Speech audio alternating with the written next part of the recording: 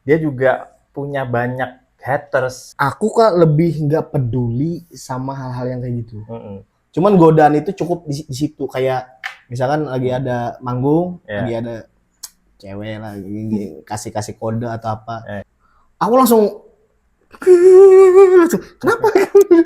Aku kan aku kan udah ditinggal bapak itu dari umur 1 tahun sebulan. Jadi kalau ada lagu baru yang bagus, kami tahu sih Eh. guru. Berikanlah pusaka terakhir. Oh, itu. Iya.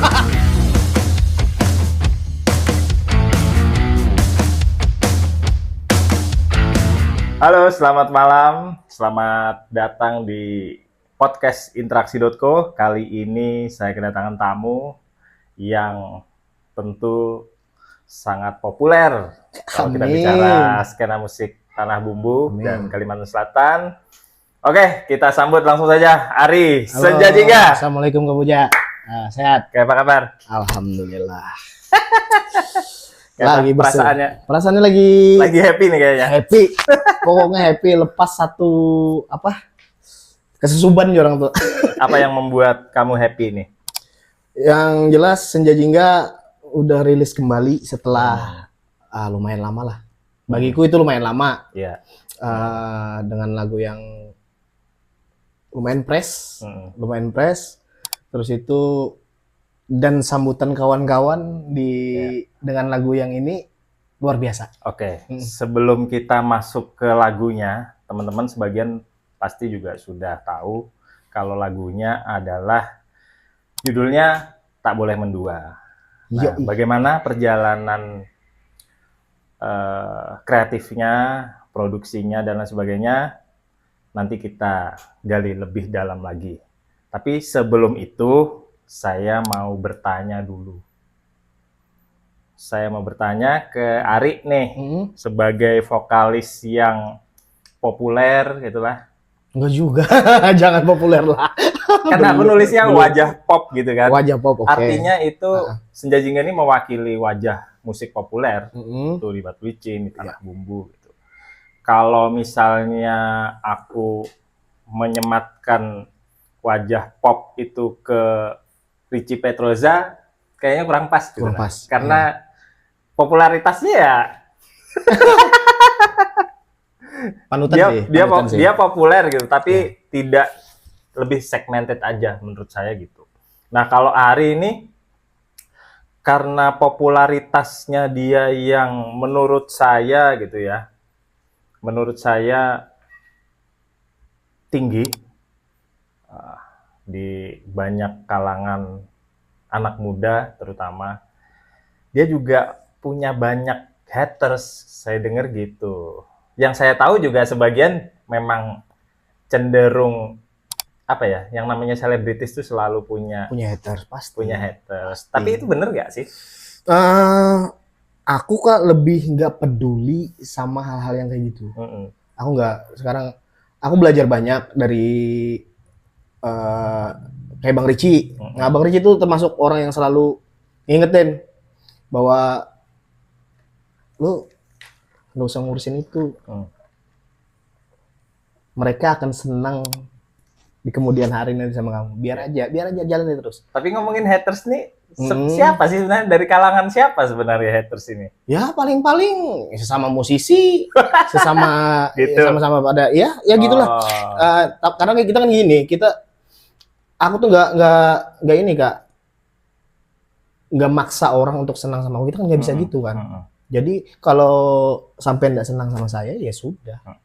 Tapi memang ada berarti. Mungkin ada. Kita nggak bisa juga kan yang harus ini haters, enggak kan. Yang pasti ada lah, pasti ada lah. Ya. Kalau di dalam bandnya sendiri ada nggak yang nggak suka?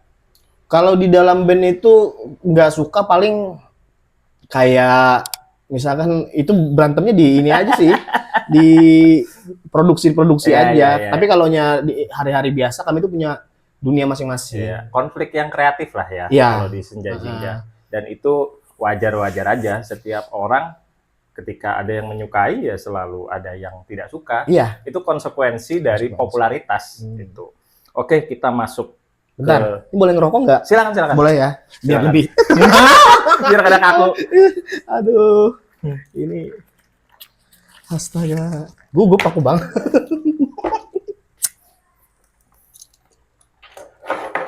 Oke, Oke, kita lanjut. Sebenarnya kalau di atas panggung kita sudah tahu Ari Tirta Dinata, Ari Senjajingga itu siapa gitu. Tapi sebenarnya kalau di luar panggung siapa sih Ari Tirta Dinata itu? Sosok yang seperti apa gitu menurutmu? menurutku ya sosok yang biasa aja. Eh, Biasa aja, maksudnya aku tuh ya kayak yang kakak tulis tadi, rumahan itu udah mulai. Itu udah Anak rumahan. baru mulai Ya. rumahan. Ya. Karena sekarang tuh kan lagi bentar-bentar sakit gitu loh. Jadi kita banyak istirahat sekarang. Jadi kayak nongkrong-nongkrong tuh agak dikurangin. Sudah mulai Sudah mengurangi itulah. mengurangi itu. Begadang? Begadang sudah. Jadi sekarang itu tidur itu jam 11, jam 12. Kalau hari biasa Nah, itu di jam 3, jam 4. oh. Nah, jadi gitu. Mm-mm. Lebih ke kesehatan, jaga kesehatan Iya. sih. Kalau soal ini, perjalanan musik gimana? Sejak kapan kira-kira? Dan yang aku penasaran, sejak kapan, lalu lagu apa kira-kira yang melecut seorang Ari Tirta Dinata ini sampai terjun ke dunia musik? Kalau musik itu dari SMP. Hmm. Dari SMP itu kita bikin band di sekolah. Hmm. Kebetulan ada beberapa teman-teman dulu satu angkatan bikin band, cuman band-band Melayu lah. Band-band yang suka ST12 gitu. Mulainya dari situ. Iya. Cuman pas tahu lagu rock itu pertama kali itu, padahal dulu aku bukan nyanyi, Kak. Ah. Bukan. Aku dulu main bass. Oh, main bass. Dulu belajar di tempatnya Utar di Jalan Bina Bakat. Dulu kan itu banyak melahirkan pemusik-pemusik yang bagus zaman dulu. Dulu kan studio kan di sana. Jadi kita gabung lah di sana, belajar main bass. Kita bikin band. Habis itu padahal nggak sengaja. Aku tuh didengar nyanyi sama si Utar ini tadi. Aku tuh sambil kencing sih. Sambil kencing. Jadi kencing di samping studio sambil nyanyi. Yeah. Pertama kali aku nyanyiin itu lagunya Gigi. Yang mana tuh? Perihal Cinta. Itu nyanyi, maaf bila melupakanmu. Jadi dengar. Yeah. Siapa yang nyanyi tadi katanya? Ulun, Kak, yang nyanyi. Terus itu, udah nggak usah lagi main bass katanya. Kamu nyanyi aja. Ya udahlah, dari situ nyanyi terus. Berarti gara-gara lagu itu. Gara-gara lagu Perihal Cinta dari Kemudian Gigi. pertama kali manggung lagu apa? Pertama kali manggung itu lagu Gigi juga. Itu yang judulnya di album Seperdua kalau nggak salah. Album Seperdua itu judulnya Basa Basi. Oh, Basa Basi. Ngerok itu. Ngerok dulu. Dulu kan sama siapa itu? ada bandku dulu. Panglima Generation. Itu khususon festivalan lah dulu. Cuman aku yang paling muda di situ dulu. Jadi lagu Basa Basi di album Seperdua kalau nggak salah, seperempat atau seperdua tuh. 3/4 kalau 3/4. Nah, mungkin itu. Jadi itu kan ada Melayang dulu kan. Iya. Melayang, Basa Basi. Itu dulu yang sering dibawain. Oke. Berarti perkenalannya justru dengan band Gigi lah. Iya, pertama karena Gigi itu udah masuknya dari SD. Sudah dari SD itu gara-gara gayanya Arman Maulana itu. Waduh, itu menurutku itu keren banget kalau Arman Maulana, makanya terinspirasi di situ. Festival? Nah, Kalau festival lagu apa? Pertama kali. Festival pertama kali lagu Basa Basi. Oh, Basa Basi. Basa Basi. Iya. Jadi itu dulu kan Basa Basi itu kan wah, itu luar biasa kalau udah bisa bawain lagu itu dulu. Di festival dulu. Kalau yang kedua itu ada festival Valentine, dulu kita bawain Melayang. Nah, kebetulan juara 2 dulu lagu Melayang itu festival Valentine. Lagu Gigi cukup banyak juga memang lah dipakai untuk festival. Lomba festival itu. Kayak Jomblo. Nah, Jomblo itu kan tingkat kesulitannya luar biasa itu. Pertama kali ini juara? Pertama kali juara itu lagu Voodoo, Tuan Tanah. dulu. Tapi aku nggak tahu yang mana sih Voodoo itu, nggak tahu. Taunya kita bawain ini loh, kata dulu kan disediain kan sama senior. Nih, kalian bawain lagu ini. Ya. Cari, nanti dicarikan. Dibawain lagu itu dulu di Kota Baru dulu. Lalu perjalanan dari situ, penemuan musik, ya kan, dari gigi ke festival, lalu ke Senja Jingga itu gimana? Jadi dulu tuh pertama kali main entertain, padahal dulu tuh nggak ada niatan main entertain. Pengennya festival. Dulu kan yang hype-nya kan dulu festival. Jadi nggak ada yang kita harus entertain, nggak. Terus itu dulu ada salah satu production gitu, masuk di tongkrongan kami di Hotel Dewi. Jadi di Hotel Dewi itu kalau yang bikin aku jadi entertain tuh si Ahad. Justru pertama kali Ahad yang ngajarin. Nah, pertama dulu kita namanya masih adrenalin masih ini kan. Jadi kayaknya lagu ini, wah, apa sih lagu ini gitu loh. Kayak lagu-lagu Bagindas, lagu-lagu Wali. Apa sih ini gitu loh. Kayak dianjing-anjingin lah, digitu-gituin. Tau-taunya diajakin lah sama Ahad. Pertama kali itu main opening apa dulu ya, lupa aku. ST12 kalau nggak salah, kalau Wali juga ada. Jadi dulu di Kompi. Ya, di Kompi. Nah, disitulah mulai main entertain. Diajarin terus sama Ahad tiap malam. Disuruh ngapalin lagu-lagu cinta yang Afgan, terus itu lagu-lagu itulah pokoknya. Habis itu Royal Pub itu nyari talent untuk main di sana. Nah, kebetulan Ahad dapat link di sana. Jadi mainlah di sana. Di sana memulai entertain yang benar-benar entertain.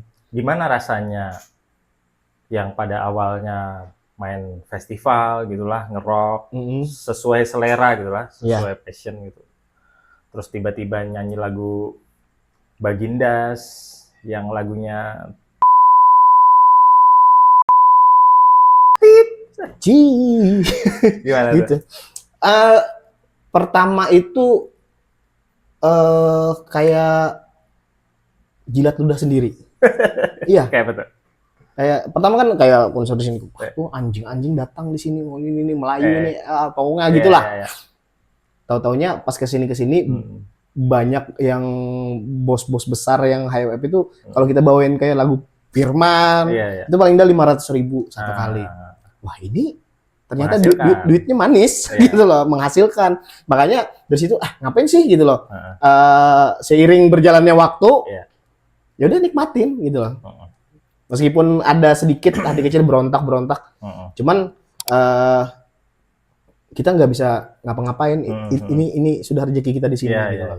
Memang kadang-kadang kita nggak bisa juga melawan itulah. Kalau terlalu idealis juga seringkali musisi kesulitan juga gitu. Iya, pasti. Kalau jar orang terlalu idealis kadang makan. Iya, kan. Bujur. Banyak itu hal itu terjadi. Banyak. Lebih baik realistis saja ya. Realistis pasti. Nah, kemudian dalam perjalanannya Senja Jingga dari entertain dan lain sebagainya lalu merilis lagu yang judulnya Baju Merah. Saya juga hadir dalam launching itu dan menyenangkan ikut merayakan launching lagu itu di tempat yang intim gitu ya. Kita bisa ngobrol-ngobrol juga. Ari waktu itu sempat terharu waktu lagu itu dirilis. Itu gimana perasaannya waktu itu? Itu campur aduk. Kan ini single pertama. Jadi single pertama dan nggak nyangka dukungan kawan-kawan, beberapa media, terus itu bisa sampai segitunya gitu loh. Apalagi kayak kita disupport sama Hesperos, Leon tuh, sama Mas Rian yang punya itu ya, ownernya, sama Mbak Rini itu, kita didukung habis-habisan, kita didukung sama beliau itu. Beliau tuh orang yang termasuk berperan penting di sini selain si Gobe ya. Jadi beliau yang atur semuanya. Beliau support. Kamu mau apa ini support gitu. Perjuangannya sekeras apa waktu menjelang perilisan itu dalam proses produksinya sehingga ketika launching itu sangat sentimental tuh, sangat menyentuh. Lebih kayak menunggu, Kak. Kami kan rekaman itu nggak bisa membagi waktu. Jadi waktunya tuh kadang-kadang misalkan aku bisa sekarang. Jadi kawan-kawan yang lain nggak ada yang bisa. Jadi satu-satu. Jadi kita komunikasinya cuman sudah selesai. Ini loh yang aku sudah. Ini loh aku sudah. Nanti si Ivan bisa, Ivan lagi masuk. Nanti Aldi yang bisa, Aldi yang nyari. Jadi memang nggak pernah barengan lah. Iya, nggak pernah barengan. Jarang barengan tuh, hampir jarang. Hampir ini. Gak ada pernah lah. Bukan udah pernah sih, pernah. Cuman ya paling berapa kali. Sama jangka waktu rekaman itu kalau nggak salah 2 tahun kalau nggak salah. Iya, aku dengar juga tuh dari Gobe. Kalau nggak ada salah ya tahunan dia bikin itu gitu. Maksudnya proses produksinya gitu. Padahal lagu Baju Merah ini, Kak, ditolak sama anak-anak. Sempat ada penolakan. Jadi kita mau rekaman itu, lagu apa sih? Bilang gitu kan. Terus itu aku tuh bingung yang mana mau dikeluarin lagunya, sementara lagu-lagu yang ada ini belum ada yang selesai gitu. Belum ada yang selesai.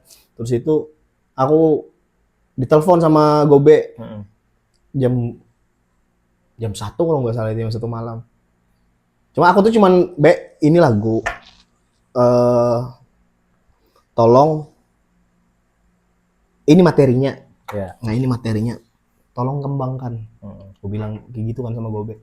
Terus itu Gobe malam itu udah 1 minggu pas aku ngasih itu ditelepon, "Ri, aku ada inspirasi," katanya. "Bisa nggak kesini?" katanya. Langsung aku ke sana. Karena kan nggak mau hilang momen. Momen karena kalau besok-besok lagi kan itu pasti nggak ini lagi. Makanya langsung ke sana, dapat begini, di-share ke grup. Gimana ini? Pada setuju semua langsung. Kalau gini bisa katanya. Kalau gini bisa.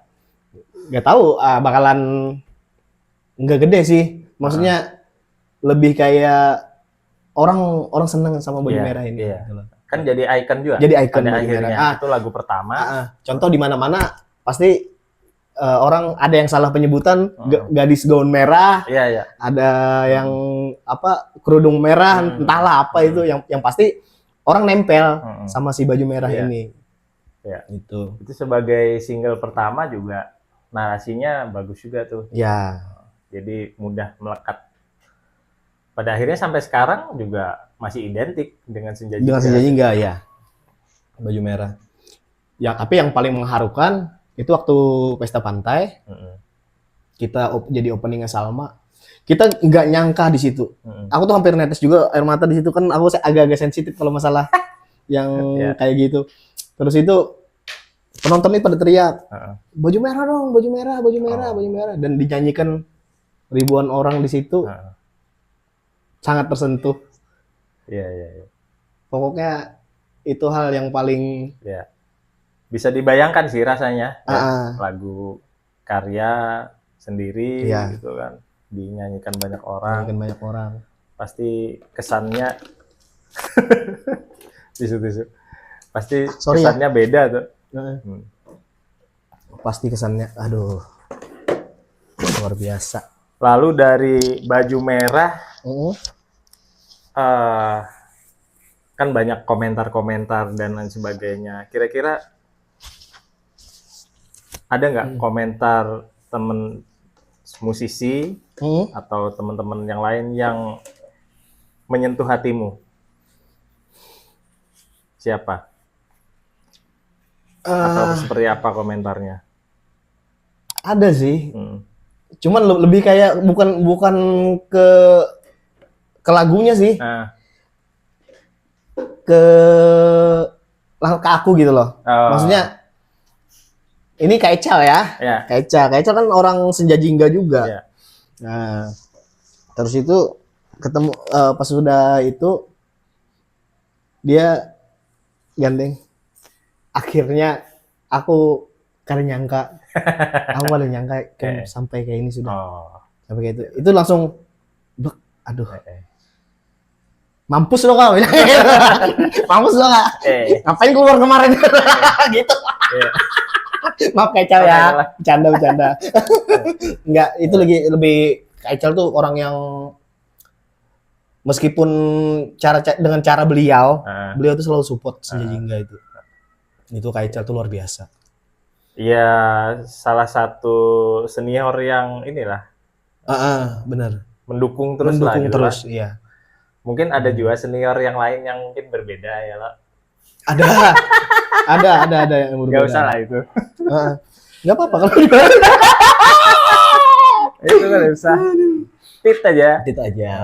Biarlah. Oke, sekarang dari single Baju Merah, happy-nya seperti itu. Lalu ke mini album Semoga, itu kan pencapaian juga.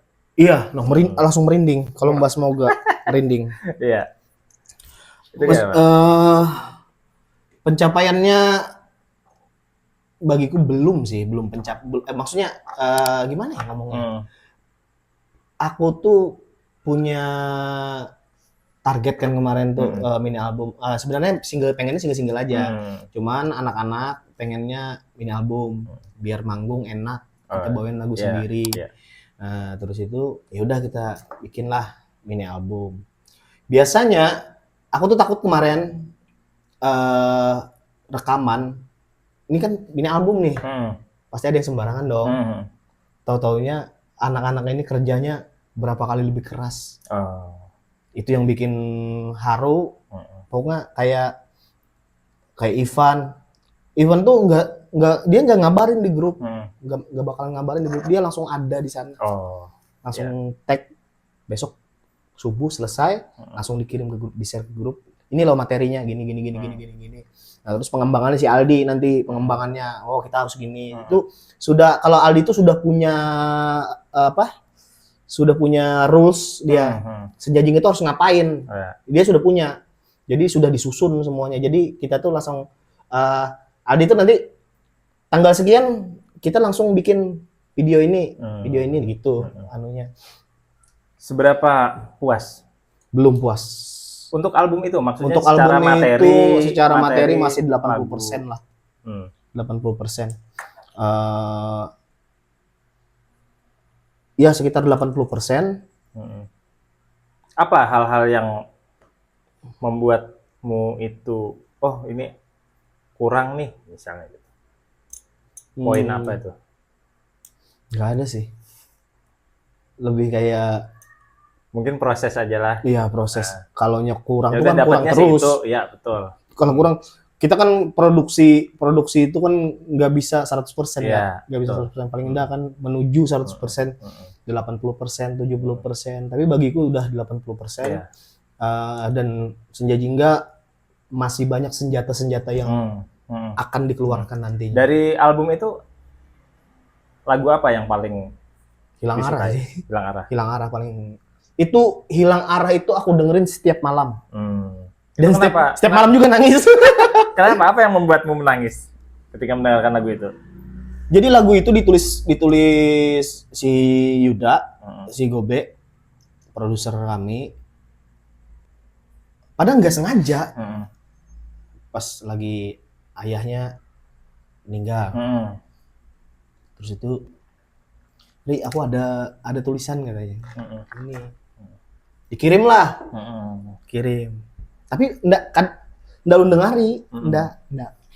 Habis itu langsung pas ada waktu ke tempat dia main-main, ke tempat Gobe. Habis itu coba dengerin. Aku langsung kenapa? Aku kan udah ditinggal bapak itu dari umur 1 tahun sebulan. 1 tahun 1 bulan. 1 tahun 1 bulan itu ditinggal. Terus itu mama itu udah cerai, anak korban perceraian. Jadi mama itu dendam. Mama itu dendam sama bapak. Terus itu semua yang berbau bapak semua dibakar, dihilangkan semua, kayak foto nikah apa semua tuh dihilangkan. Jadi sampai sekarang aku tuh nggak pernah lihat bapakku yang mana bapakku, cuman lihat kuburannya aja. Oh. Nggak pernah. Makanya lagu itu tuh kan ada liriknya, ku mencari kan marahmu, sentuhmu, tawamu dalam ingat. Aku tuh ingatanku yang mana gitu loh. Nah makanya itu yang bikin karena kamu nggak punya kenangan lah. nggak punya kenangan sama orang bapak itu. Nah cuman mama kan nikah lagi kan, kebetulan dapat ayah sambung yang luar biasa. Nggak pernah membeda-bedakan. Malah aku yang didulukan daripada ada anak beliau satu. Support lebih dulu, iya. Mungkin ngerti juga psikologimu gimana gitu kan, perjalanan. Gitu. Kan ikut beliau kan dari 1 tahun tadi, dari umur 1 tahun sampai sekarang.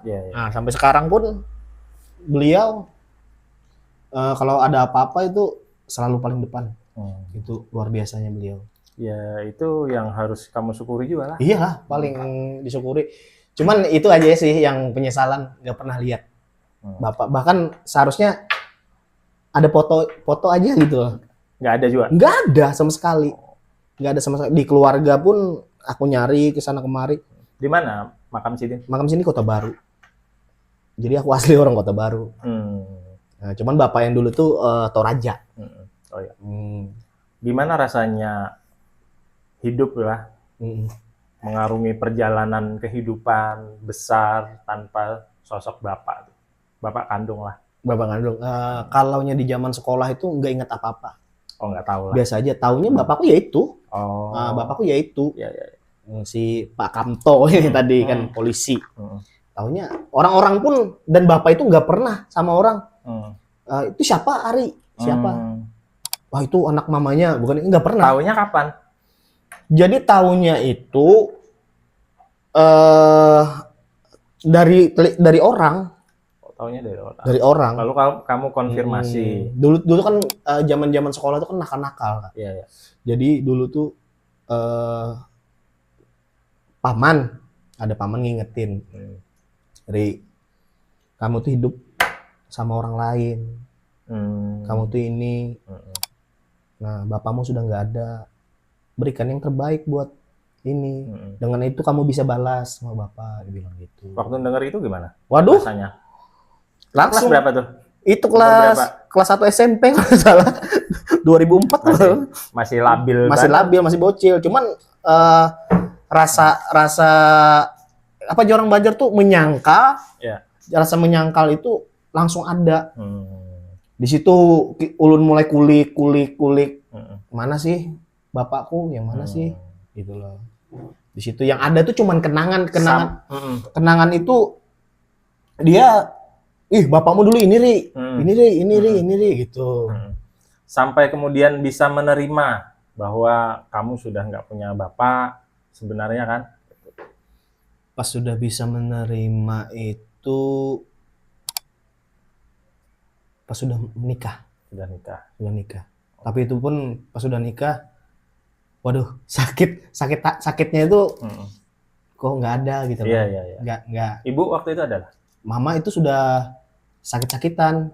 Mama kan tuh sampai sekarang kan di kursi roda. Nah, mama di kursi roda udah itu jadi wajar aja ketika Senja Jingga itu liriknya cenderung agak gelap gitu di karya-karya sebelumnya, terutama di album Semoga ya. Dan baru di single terbaru ini yang lebih terang gitu, menurutku begitu. Dan ternyata perjalanannya pedih juga lah. Pedih. Hari ini di tengah banyaknya mungkin hari begini, hari begitu, hari begini. Tapi kehidupannya pahit. Dan aku bisa membayangkan itu situasinya seperti itu karena aku juga kehilangan ibu di usia labil gitu. Usia 19 atau 20 tahun. Dan rasanya juga ya nggak karu-karuan. Kita belum siap menghadapi situasi seperti itu gitu. Belum siap tapi harus siap. Ya itulah. Hidup tuh begitu kan? Hidup ya begitu. Mau gimana? Ya udah terima aja. Oke, sekarang ke single terbaru. Tak Boleh Mendua. Ini bercerita tentang apa? Tentang seorang laki-laki playboy. Itu siapa itu yang playboy? Enggak. Dulu aku tuh berdua sama si Rus'an, Aan Anwar itu dulu eh dia tuh bucin sama pacarnya. Dia tuh bucin sama bentar-bentar ditelepon. Iya ta, iya ta. Iya ta. Terus itu tapi dia udah nikah sekarang. Iya. Udah nikah, udah bahagia. Jadi Tak Boleh Mendua tuh ditulis si itu tadi. Oh. Sama Orangnya juga di mana sekarang? orang sekarang di Banjar. Dia Iya. videografernya gubernur. Tapi udah nggak main musik. Udah enggak, itu termasuk orang sakti juga main musik. Kalau bicara Tak Boleh Mendua, kalau kulihat liriknya kan soal laki-laki yang Bimbang. kayaknya laki-laki setia banget ini sama satu orang itu. Ada dapat godaan gitulah, ada godaan. Belum aja tuh di belakang. Tapinya memilih satu aja gitu. Apakah kamu seperti itu, Ri? Iyalah, Kamu setia? setia lah. Pasti. Nggak pernah tergoda misalnya selama karena kamu nih vokalis yang terkenal, pernah nggak ada godaan-godaan gitu? Ada, sering. Cuman godaan itu cukup di situ, kayak misalkan lagi ada manggung, Iya. lagi ada cewek lah, kasih kode atau apa. Eh. Cuman nggak sampai yang Yang paling parah gimana? sudahlah, meninggal, bahaya sekali. Enggak sih, paling parah banyak sih, cuman Gimana cara menghadapi godaan-godaan itu? udah itu lebih Kan kayak susah itu. susah banget, susah banget. Jadi kayak lebih, jadi gini, Senja Jingga itu sayang sama aku, Kak. Ah. Senja Jingga itu sayang sama aku. Jadi beliau tuh sayang, anak-anak itu sayang sama aku. Mereka selalu ngingetin. Aku tuh kadang gini kalau ada, wah ada cewek cantik ini. Ya. Ada cewek cantik ini. Awas. Oh. Halo. Iya. Halo, wah gitu. Dia selalu ada tekanan, ada diancam sama anak-anak. Oh. Awas ya kalau sampai gini, sampai gini. Bahkan jangan gara-gara ini, jangan nggak nanti band kita bubar gara-gara gini doang. Jadi banyak banget satpolnya lah. Satpolnya banyak. Contohnya yang paling satpol itu Ipan. Oh, Ipan. Oh, kalau Ipan itu dari segi produksi musik itu, woi, anak, hey, come, tag ini, itu Ipan lebih kayak polisinya sih di dalam situ. Lebih kayak kalau yang ngatur semua tuh si Aldi. Ya. Ngatur apa? Kita harus ngapain itu si Aldi yang ngatur. Kalaunya kayak job apa semua itu si Anpar. Kebetulan kita belum ada manajer kan. Jadi si Anpar yang ngatur semua. Tapi kalau bicara cewek, cewek cantik menurutmu itu seperti apa? Cewek cantik ya? Gimana ya? Cewek cantik aku bingung. Aku nggak bisa. Padahal jawabannya gampang loh. Nggak apa? Biasanya kalau laki-laki setia ditanya begitu, jawabannya ya seperti istriku. Ya. Gitu. Kalau istri ya pasti paling cantik lah. Sayang. Biasanya begitu suami-suami yang cari aman tuh itu jawaban. Enggak lah.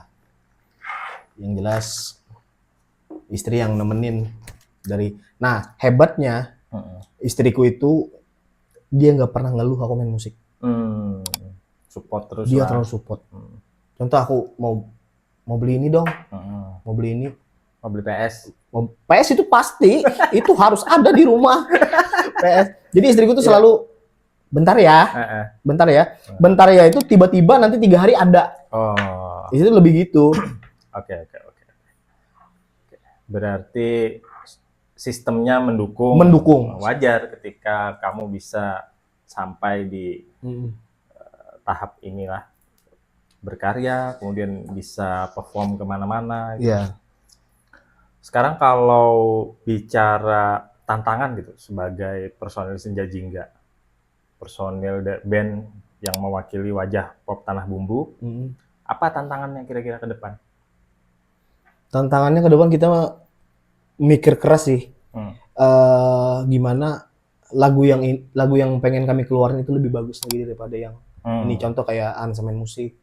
Jadi kita itu selalu cari referensi yang bagus. Hmm. Terus itu kan banyak, kan termasuk kakak juga kan ngajarin cari referensi itu gimana sih, gitu loh. Kebetulan kemarin ngomong sama dan Gobe itu baru sadar juga bahwa Beatles itu Beatles itu akar band dunia.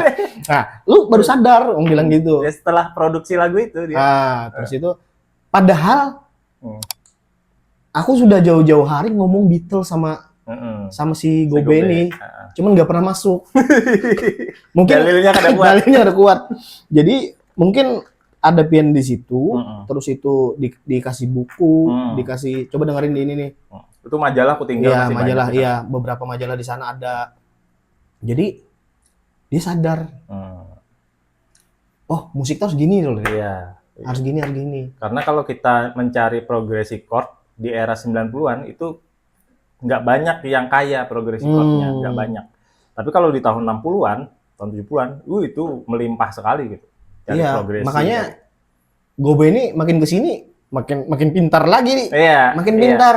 Jadi cari cara, wah ini soundnya gini nih, nah desainnya gini, ini nih. Makin luas sih. Makin luas. Waduh, luar biasa bilang ini datangan kemarin.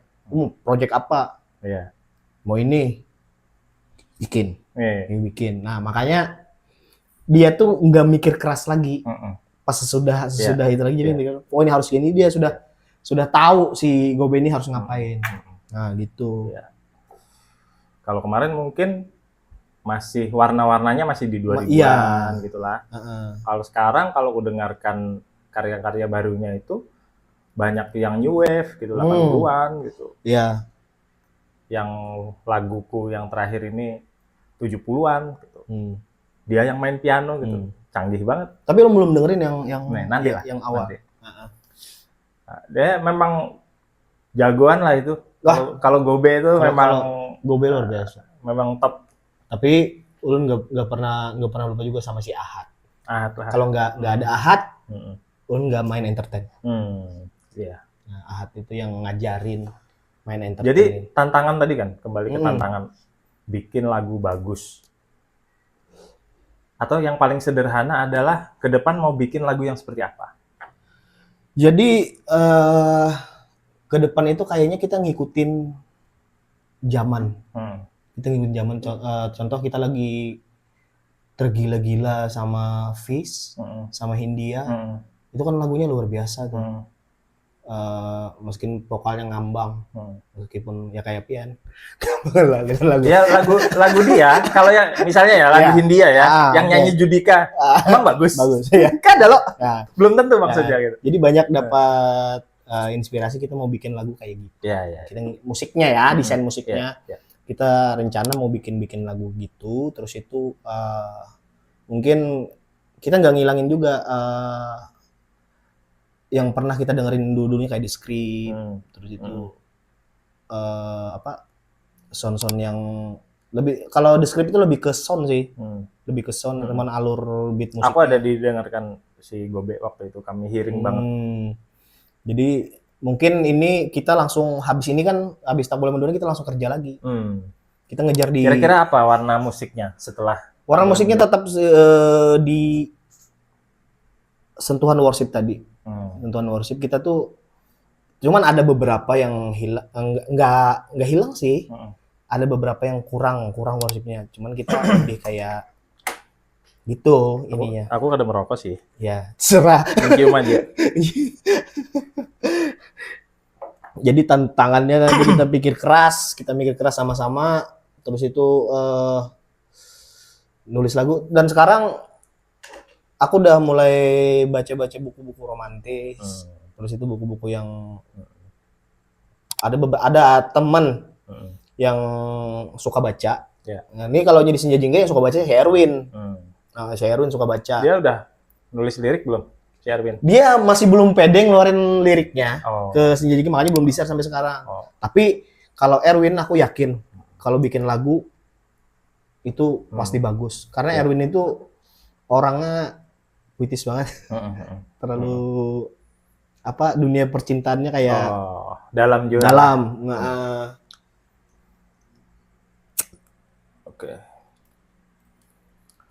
Kalau Bicara karya, Hmm. akan bikin yang seperti itu. Kita sudah dengar nama Fish dan Hindia. Kemudian target terdekatnya apa nih? Jadi kita tuh ada beberapa, ini insya Allah ya, ini targetku sendiri, beberapa featuring sama penyanyi cewek. Penyanyi cewek targetnya, cuman itu lagu Erwin ya. Erwin udah bikin lagu, cuman kita masih nyari talent ceweknya ini siapa, kita masih bingung. Emang ada di Tanah Bumbu? Kayaknya nggak di Tanah Bumbu deh. Oh, di luar? Di luar kayaknya. Kayaknya mungkin Banjarmasin atau Ya. Banjarbaru atau mana gitu loh. Kayaknya nggak di Tanah Bumbu dulu, mungkin belum. Tapi nggak menutup kemungkinan. Kalau mimpi apa? Senja Jingga ini punya mimpi apa sebagai musisi? Mimpinya sebesar-besarnya lah. Main dikenal orang, terus itu ya pada umumnya lah kita dapat kontrak yang bagus, terus itu manggung ke sana kemari, bikin dapat panggung misalkan dalam 1 bulan 30 hari kita 32 kali main gitu. Iya. Cuman aku udah pernah. Cuman kalahnya sama artis. Cuman kalahnya duitnya doang. Iya.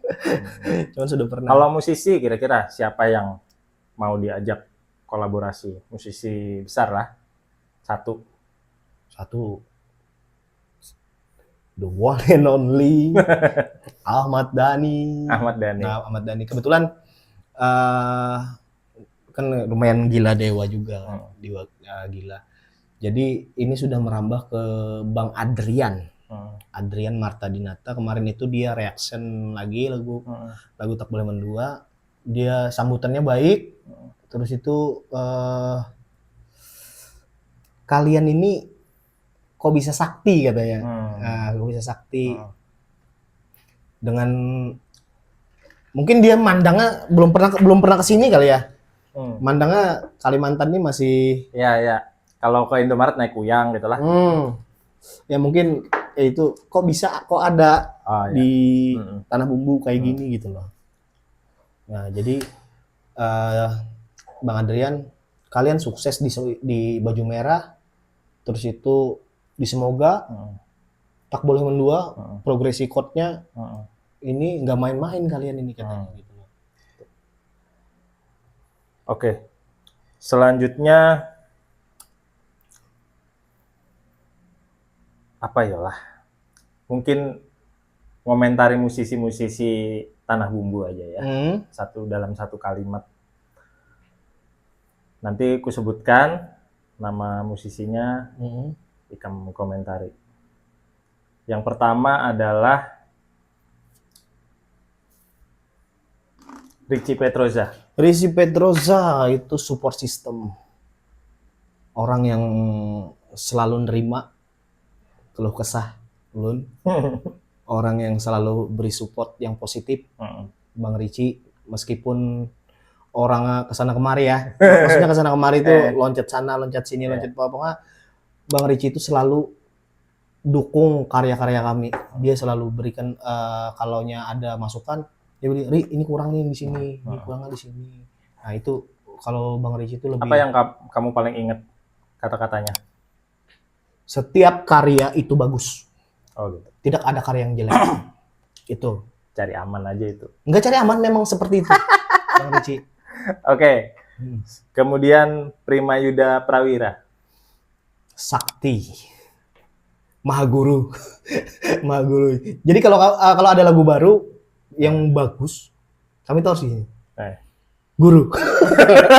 Berikanlah pusaka terakhir itu. Iya. Itu cara mintanya. Cara mintanya. Berikanlah pusaka terakhir untuk kami. Itu sih. Kalau Yuda tuh lebih kayak orang keenam Senja Jingga. Jadi tanpa si Yuda ini Senja Jingga tuh nggak bakalan bisa berdiri sebenarnya. Ya wajar. Setiap musisi, produser pasti punya peran yang sangat penting gitu. Kita bicara Beatles, ada George Martin, ada misalnya Metallica, Nirvana, dan lain sebagainya. Hampir semua ya musisi-musisi legend tuh pasti produsernya tuh nempel. Benar. punya peran yang sangat penting.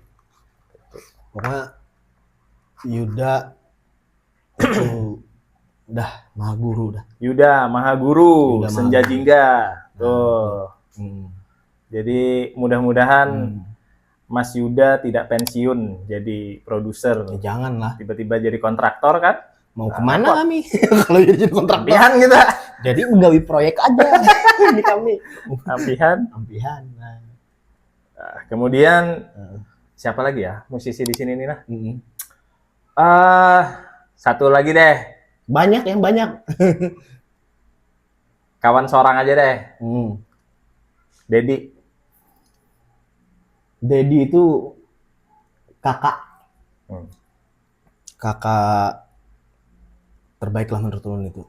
Jadi Ulun tuh kalau sama Dedi itu tempat keluh kesah. Orang yang mendengarkan keluh kesah dan orang yang selalu memberikan solusi. Yeah. Nah kalau Dedi itu orang tuh kada tahu Ulun tuh sedekat apa sama Dedi. Karena beda. Karakter juga mungkin beda. Jadi Dedi itu orang yang selalu mengingatkan hal-hal yang baik. Hal-hal yang baik, Ri, jangan kayak ini. Cukup dah, jangan kayak ini. Kada pernah yang misalkan aku lagi ini. Wah, itu ada. Dia selalu positif. Dia tempat bercerita yang nyaman juga. Nyaman, paling nyaman kalau di. Makanya kalau Ari sudah nyanyuk di Batu Licin, larinya ke Pagatan. Pagatan pasti. Pasti Pagatan. Itu Pagatan itu sesuatu lah. Pagatan itu orang-orangnya selalu mendengar, orangnya baik-baik. Terus itu bahkan seorang Ari apabila datang di sana itu sambutannya luar biasa. Kayak misalkan padahal tidak ada rencana datang belikan. Kita bakar-bakar sih. Atau kita piknik di apa namanya di ujung Muara Ujung. Nah, di Tanjung Petang, kita nikmatin sore di sana, santai semua. Di situ intim sama Pagatan. Mungkin akhirnya Ulun akan ke Pagatan nanti. Kalau di antara musisi yang senior nih, yang di antaranya yang sudah disebutkan tadi, siapa yang paling mempengaruhi perjalanan hidupmu? Paling mempengaruhi ya, si Ahad sama Kak Ecal sih. Dua itu yang paling Utar juga. Nah tanpa Utar Ulun nggak kenal sama musik. Taunya kan dulu main bola, terus itu sekolah itu doang. Oke, sekarang kita masuk ke sesi akhir. Coba komentari masing-masing personil Senja Jingga. Si Ivan suka marah-marah. Maksudnya Ivan tuh lebih kayak orangnya perfeksionis. Ivan tuh bagi Ulun ya. Ivan itu orangnya perfect itu kalau dia nggak enak, dia beneran bilang nggak enak. Dia tuh apa adanya. Jadi kalaunya si dia ngomong, wah ini soundnya nggak enak kalau main di panggung. Jadi bisa rasain si Ivan tuh nggak mood main di panggung tuh lihat aja raut mukanya. Dia kalau soundnya nggak enak udah langsung kayak itu. Anfar tuh datar, lebih kayak cuman kalau job itu aktif. Tapi kalau urusan yang kayak sama juga orang yang paling alim kan di Senja Jingga kan si Anfar ini, dia lebih kayak diem aja, nggak banyak ngomong. Far kamu gini ikut. Kamu gini ikut. Cuman kalau ada ide baru ngomong. Gitu. Lebih kayak gitu aja. Erwin? Kalau Erwin sama kayak Anpar. Ngikut aja lah. Ngikut. Lebih kayak kalau ada idenya gini doang, gini doang. Ya udah gitu-gitu aja. Kalau cuman si Erwin itu lebih kayak kalau untuk kayak penulisan lirik apa semua nih itu luar biasa. Ya kita tunggulah tulisan dari Erwin lah. Iya pasti kita tunggu. Aku sangat menunggu tulisan lagu ciptaan Erwin. Terakhir si Aldi. Kalau Aldi itu yang sering berantem sama aku juga. Kalau Aldi beda. Cuman aku selalu kalah sama Aldi itu. Oh gitu? Iya selalu kalah karena dia tuh eh, apa yang dia susun selalu berhasil. Hmm. Apa yang disusun selalu berhasil. Ya itu tadi saktinya si Aldi tadi itu dia selalu tahu harus ngapain. Hmm. Tapi kamu pernah nggak muji dia di hadapan? Pasti Pernah. aku nih Kak, kalau aku salah, Hmm. aku berani minta maaf. Hmm. Berani minta maaf duluan, nggak ada ego-egoan. Ya, ya. Jadi kalau aku salah memang salah ya minta maaf. Kayak kemarin itu ada masalah. Hmm. Ada masalah di ini, cuman memang aku tuh nggak baca sebenarnya nggak baca, pengen ngeliat aja, oh ya udah ini kenapa gini ngomel di grup gini. Contohnya, aduh aku merasa tertuduh katanya, kata si Aldi, padahal ada gitu loh. Malamnya kita langsung main. Ya. Itulah hebatnya Senja Jingga. Hmm. Ada masalah langsung kelar hari itu. Langsung diselesaikan. Langsung diselesaikan. Kita main ya profesional. Nggak ada yang nggak mood, nggak ada. Langsung Aldi datang, Deng, aku minta maaf lah. Ya udah, langsung dia gini. Oh, langsung gitu. Dari situ kamu yakin Senja Jingga itu umurnya panjang? Panjang pasti panjang. Karena sudah melewati hal-hal yang kita, apalagi kita sudah ibaratnya sudah tua lah. Ya. Sudah beranjak tua. Kita sudah bisa mikirin mana yang baik, mana yang buruk. Jadi nggak ada ego-egoan lagi. Oke. Oke. Sama juga aku minta maaf, yang berani minta maaf duluan kan, itu kan jadi contoh buat mereka. Buktinya Aldi pun kalau salah, maaf ulun kalah, anulah, dengan pedenya dia minta maaf gitu loh. Nah, makanya tanpa disadar kita kan saling hajar mengajar gitu loh. Hajar mengajar, selalu saling ngingeti. Nah, jadi jadi kan beda-beda, Bang. Otak kan beda-beda. Jadi dengan cara itu Lun kasih contoh lah buat mereka. Kebetulan kan Lun yang paling tua di situ. Oke. Kita doakan Senja Jingga bisa terus kreatif, Amin. nulis lagu lebih baik gitu, terus berkarya dan terus menginspirasi anak-anak muda yang juga mau ngeband gitulah, iya. mau berkarya. Semoga banyak bandnya. Apalagi sekarang kan skena musik Tanah Bumbu itu luar biasa. Ulun tanpa sadar tuh bangga. Contoh keluar kayak No Counter. No Counter itu kok ada yang kayak gini lagu-lagunya. Bahkan di depan mereka kalian, ulun bilang gitu. Iya. Oke. Mungkin terakhir harapan untuk skena musik Tanah Bumbu tadi. Makin berkembang. Terus itu jangan buku-bukuan. Ya. Jangan buku-bukuan, tetap semangat semuanya. Yang penting sehat semuanya. Pian selalu keluarin single-single yang menyentuh. Iya. Nah, itu. Yang penting sehat-sehat semuanya. Kita jalan sama-sama. Oke. Terima kasih banyak Ari Senja Jingga atas waktunya. Mudah-mudahan Terima kasih. next time kita bisa ketemu lagi. Amin. Assalamualaikum warahmatullahi wabarakatuh. Waalaikumsalam.